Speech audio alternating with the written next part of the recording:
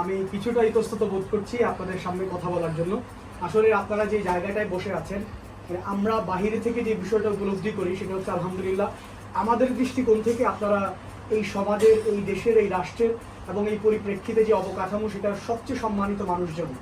তো আলহামদুলিল্লাহ আল্লাহ তাআলা শুকরিয়া জ্ঞাপন করছি আপনাদের মতো মূল্যবান মানুষদের সামনে দাঁড়াতে পেরে, এটাই আমাদের জন্য অনেক বড় ব্যাপার।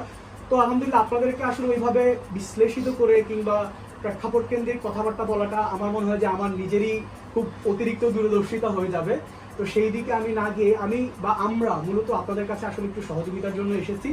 কারণ আমরা তো সাধারণ মানুষ, জেনারেল লাইনের লোকজন, আমাদের আলহামদুলিল্লাহ অনেক অনেক কমতি থাকে। আল্লাহ তাআলার মেহেরবানিতে আমরা সেগুলো কাটিয়ে ওঠার চেষ্টা করি।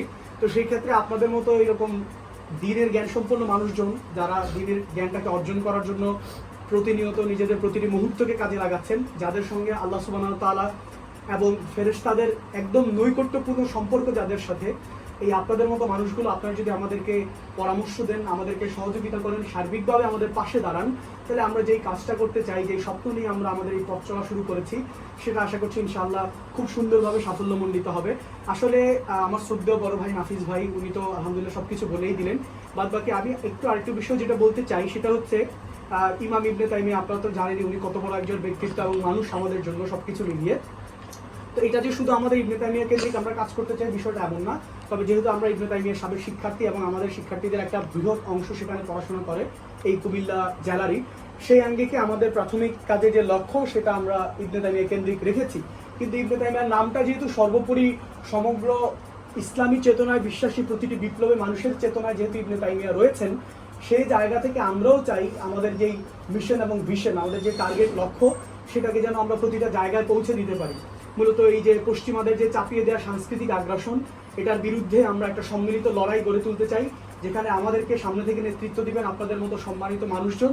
আমরা আপনাদের ডানে থেকে, বামে থেকে, সামনে থেকে, পিছনে থেকে আপনাদেরকে যেভাবে সহযোগিতা করা যায়, সেটা আর্থিক হোক, মানসিক হোক, সামগ্রিক দিক থেকে হোক, সেটা সংগ্রামের দিক থেকে হোক, আমরা ইনশাল্লাহ আপনাদের পাশে সবসময় থাকবো। আপনারা আমাদেরকে যেভাবে আপনাদের জায়গা থেকে সহযোগিতা করা যায়, বুদ্ধি দিয়ে, পরামর্শ দিয়ে, নেতৃত্ব দিয়ে আমাদের পাশে থেকে, সেটা আপনারা ইনশাআল্লাহ করবেন।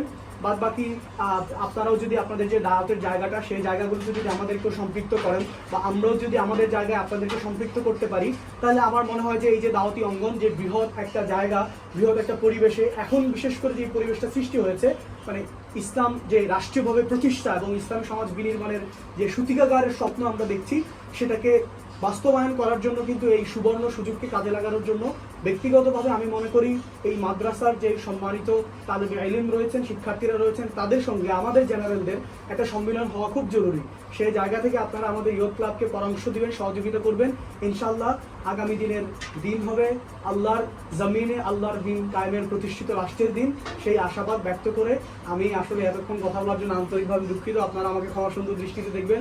আমাদের সবার জন্য দোয়া চেয়ে নিয়ে শেষ করছি। আসসালামু আলাইকুম ওয়া রাহমাতুল্লাহি ওয়া বারাকাতুহু।